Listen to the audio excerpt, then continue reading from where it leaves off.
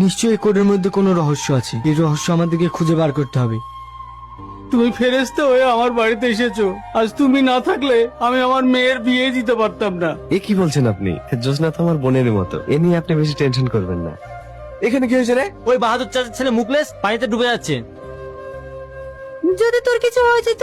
না বৌমা, তোমার ছেলে তো একজন নায়ক। যেভাবে মানুষের আপদে বিপদে ঝাঁপিয়ে পড়ে, এরকম কাজ কজন মানুষে করে বলো? ও তো আমাদের গ্রামের গর্ব।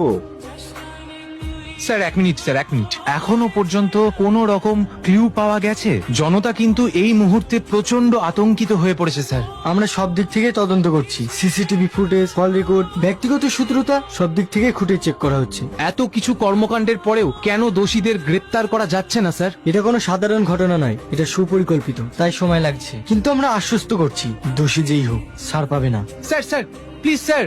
আরে কে কি বলছে আমি সব শুনবো নাকি? আমি